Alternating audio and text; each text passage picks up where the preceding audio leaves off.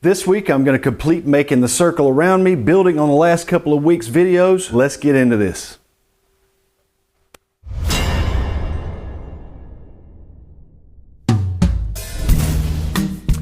Hey everybody, welcome back to Golf Test Dummy, the channel where I use my game to help your game. For the past 3 or 4 weeks I've been working on a very simple swing model that sets the club up for its impact position and nothing super complicated, and it's a lot more club focused rather than mechanics of the body focused. This week I'm going to try and take it all the way to a full swing, complete the circle, and see if my idea actually holds water.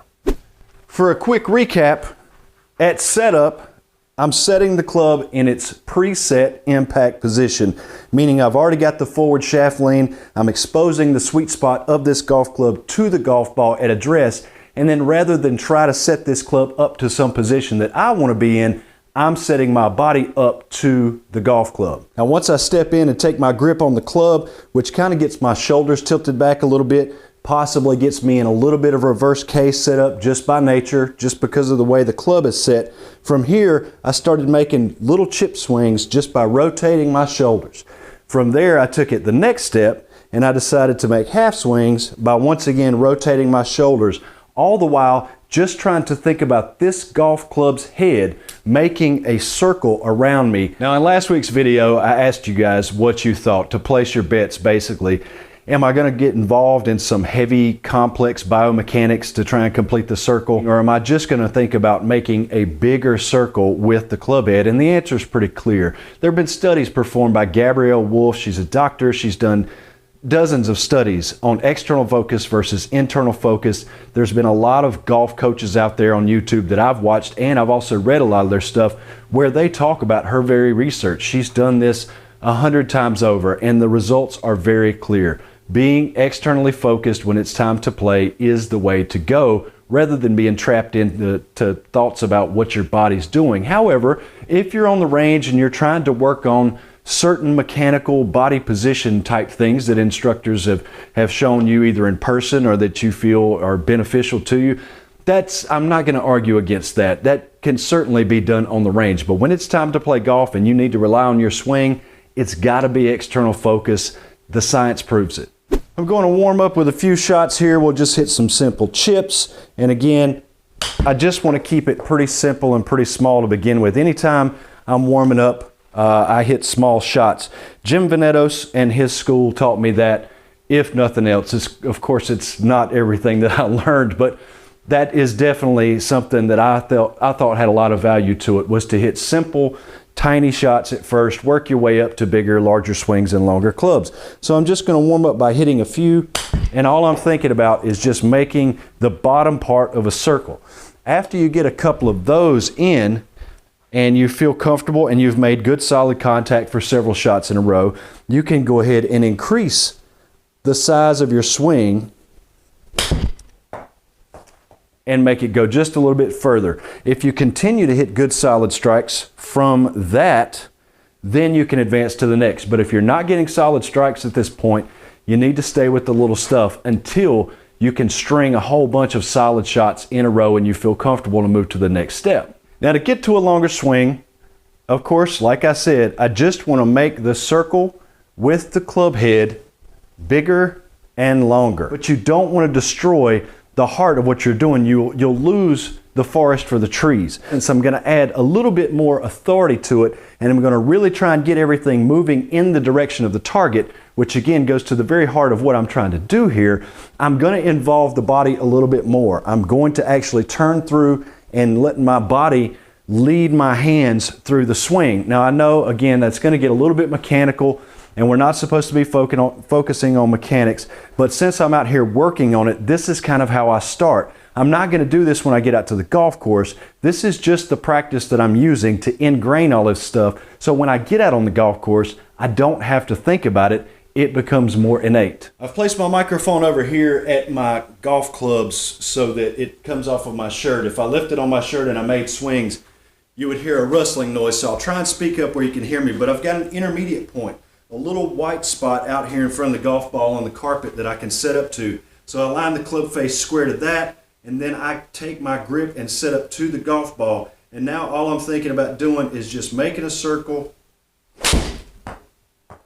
around me, and it goes right down the target line. All right, let's try it again. Set the club in square, take my grip set up to that, think about the circle. Pretty much down the target line, a little fade off to the right. Not the best contact. Felt like my effort level might have gone up with that a little bit, so I need to calm it down and focus more on the circle instead of trying to hit the ball a long way. I just want to complete the circle and see what happens when I do.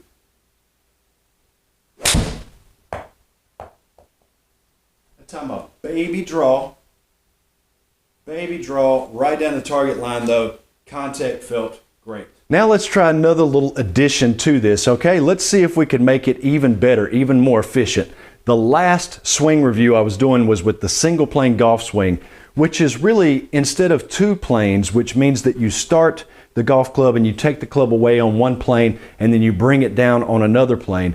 Instead of that, with the single plane swing, you start the golf club on the plane that you want to take it away on and bring it back down on into impact with. So if I'm presetting the club at address to be at the impact position, it stands to reason that maybe applying a little bit of the single plane golf swing principles to this might make it even more efficient and easier. In the single plane swing, Mo referred to his left arm as the rod. For any of you lefties out there, of course it would be your right arm, but your lead arm, we'll call it your lead arm. You're going to put your arm and the club shaft in line. What that does is basically make this golf shaft point toward my left shoulder. So if I come in here to set up and I've already got the club leaning in there, look, if I put my arm in a straight line with the shaft and it comes back to my left shoulder, that gives me my setup. Also, when I'm tilting the club in that way, remember I told you it gives me a little bit of shoulder tilt at address, which is another thing that the single plane swing already wants you to do. Microphone back over here again. I'll try and speak up. I'm going to set the club in at its pre-impact position, set my left arm aligned with that, get that little bit of tilt. I'm thinking about taking it away on this plane line and delivering it right back to the golf ball on the same plane line. Oh, I pulled it. Great contact, but I pulled it. Did I do something wrong?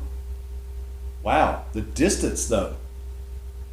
I just gained a little bit of distance.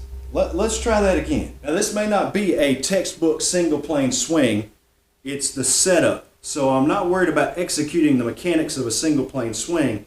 I'm just worried about getting the setup and making a circle.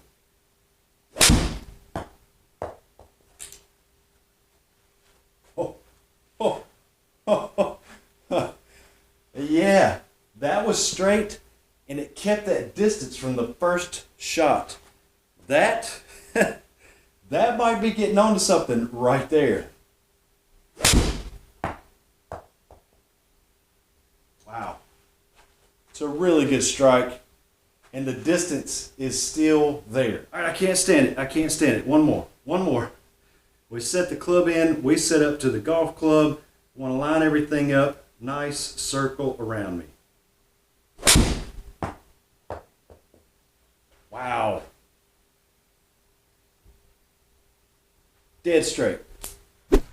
All right, so what did we learn today, kids? First of all, leaning the shaft toward the target at address, presetting that shaft lean is helpful to me because I'm starting it in the same position that I want it to finish in. And by leaning the shaft toward the target, which you must have for a good solid contact with any ball that's sitting on the turf, I'm exposing the sweet spot of the golf club to the golf ball and making it more accessible. The second thing, I definitely don't want to be focused internally on body positions and body movements when I'm trying to play golf. It's okay for me to work on some stuff when I'm out here practicing, but when you step onto the golf course and it's time to actually execute golf shots, you don't want to be thinking internal. The third thing I did this evening in taking it to a full swing from a half swing was to steal a page out of the single plane swing book. I'm trying to preset things here the way they are at impact and set them up at address in much that same way with the forward shaft lean in the face. So at impact, your left arm, or your lead arm I should say, is going to be in line with the shaft. So why wouldn't I go ahead and just preset that as well? It's almost like another little cheat code. And in doing so, I got some pretty good results. I think it needs a little bit of work. It's definitely not all the way there, but coming off of a single plane swing review for several weeks like I just did, it's pretty easy for me to fall back in line with some of the old single plane swing habits. It's not a textbook single plane swing by any means. I'm not saying that. But what I am saying is that if you have trouble with the external focus and thinking about the club and you still want to think about body parts, if you put your lead arm in line with the shaft of the golf club, then if you think about moving your left arm around in that circle and the shaft is in line with it, you are moving the golf club the same way that your left arm is moving, and it becomes a very simple thing to do. At the end of the day, at the end of this video, what I'd like to wrap up with is this thought. A lot of people subscribe to the theory that if you move your body and you get it in the correct positions in certain ways and all that, that the club will follow and obey your commands, and that if your body's in the right positions at the right times and in the right places and at the right angles, then the club, in theory, should be in the correct spot. But for me, I like letting the golf club govern how I move. Now, of course, the club is inanimate. It's not going to move itself. You have to move the club.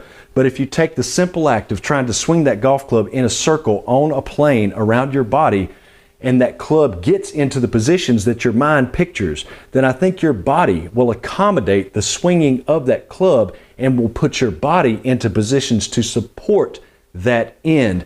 And from that standpoint, I believe it actually could be the tail wagging the dog. Guys, before you leave, hit that like button down below, subscribe if you haven't already, and click the bell off to the right so you don't miss any of the videos. I upload every Monday, once a week. I appreciate all of your kind comments. Thank you so much for the likes and the thumbs up. Share this video around with your friends. Try to help them out, get them on board, bring them to the GTD family, and I'll see you in next week's video.